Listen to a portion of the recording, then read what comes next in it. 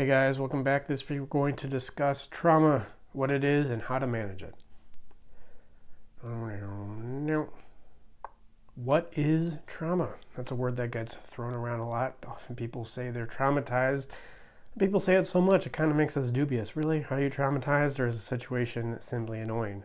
So first, I think we have to look at what trauma is, look at signs of it. I think this will give us great information on how to manage it in the best way. I mean, just because you have trauma, that's really the main point of this video I want to get to. And I'll explicate this, but just because you have trauma doesn't mean you can't do anything about it. So, what is trauma? All it is a stress that was too difficult for you to handle. I would say very specifically, you didn't have the necessary boundary. You didn't have the necessary regulation of emotions to be able to handle whatever stress there was in the environment. Now, in first grade, maybe that is kids making fun of you.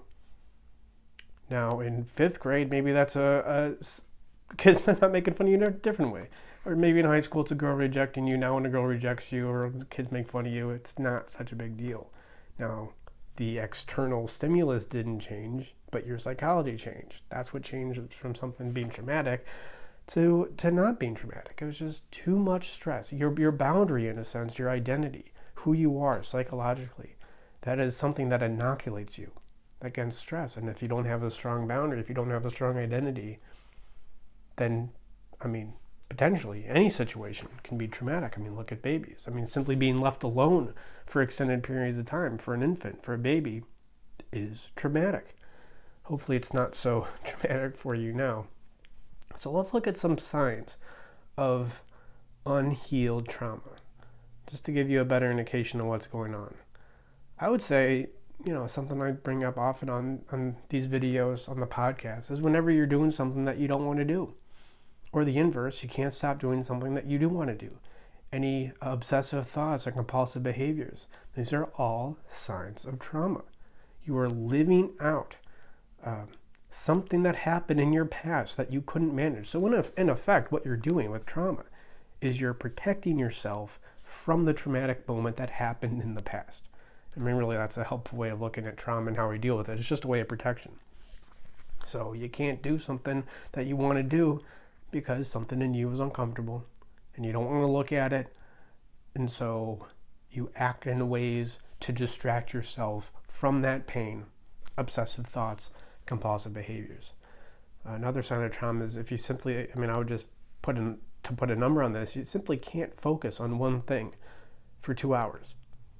If you feel like, you have to get up and walk around, what does sitting and focusing on something for 2 hours do? Right? It just really puts you in contact with your psychology. It's more difficult to hide from pain when you're sitting still as opposed to moving around, distracting yourself with whatever it happens to be. Twitter, YouTube, you may be distracting yourself from trauma right now. That's another sign that there's unhealed trauma. Another sign of unhealed trauma is you can't sleep for 6 to 8 hours a night. People say, I can't get to sleep, and they'll give you a to-do list. Here's your nightly ritual, and if you still can't fall asleep, what does falling asleep entail? It entails, in a sense, lying there still in bed. There's more difficult to hide, right? When you're just lying there in bed and it's just you and your mind and your body, and that's it. So uncomfortable issues come up, unprocessed trauma from the past comes up, and we get anxious. Okay, so we can't fall asleep. Or when we are asleep, we experience perhaps an adrenal response, which is another sign of unhealed trauma. Another sign, just difficulty being alone, and also difficulty with relationships. There's this introvert-extrovert dichotomy, which I totally disagree with. People think that they're more comfortable being alone because they're introverts. Maybe you're just shy. Maybe you just have anxiety being around people. Or people are more comfortable being with other people. They say, I'm an extrovert. Or maybe when you're alone, that's what exposes your trauma for whatever temperamental reason, but it's nothing to do with who you are. It's simply how you've adapted yourself. You're either isolating or you're spending time around other people, again, as a way to hide. Psychologically, even if you're around people, right, you can still be isolated psychologically. Sometimes that's one of the best ways to isolate, is to be around other people. And then also, the two drugs, if these make you feel good, either alcohol or weed, if you think that, they make you feel good as opposed to feeling not bad, then, this is a sign of trauma. Like, oh, I'm so much more relaxed after I have an edible or smoke weed. It was like, well, why do you need that to be relaxed, right? What are you relaxing yourself from? Unprocessed emotional issues. Unprocessed emotional issues that came in the form of a stress at one point in your life that you just didn't know how to handle.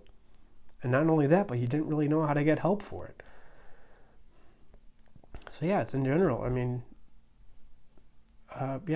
Trauma is just when you can't do what you want to do. And in fact, I claim I have a unified theory of psychology here. I think I do. I'm not sure how complete it is, but I think what I have is correct. But initially, I wasn't even looking for a unified theory of psychology. I was looking for a unified theory of trauma. What one mechanism can explain all trauma? And I think we can really look at this when we look at what emotions are, how they can, how a stress from the response causes a certain emotional reaction in us when we do not have the requisite boundary to manage that stress from the environment. And we can, so if we break down emotions to what they are and how we manage our emotions and how this creates a boundary, then I think we have a unified theory of not only trauma, but of psychology, at least part of it.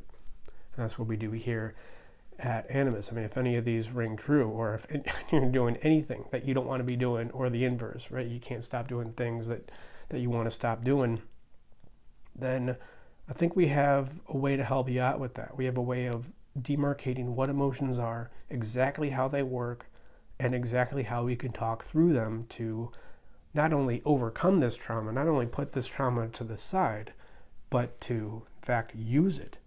Use the power of this trauma. Right, of course, the analogy here is the Philoctetes. That's a great story. I don't want to talk about that again. But the piece of, where does a pearl come from? A piece of sand gets in the clam, and that mucus on the inside of the clam, they use that to cover up the sand. So this irritant, they cover up the irritant, and it becomes this beautiful pearl. They're actually better because of the trauma, and that's how we can use our trauma. But only when we can break down our emotions for exactly what they are, and learn exactly how to talk through them. And that's what we do here at Animus Empire. AnimusEmpire.com/schedule. We do free 30-minute consultations. Like, subscribe, tell one friend. And always remember that if you do have trauma, spoiler alert, you do, then that doesn't mean you can't do something about it.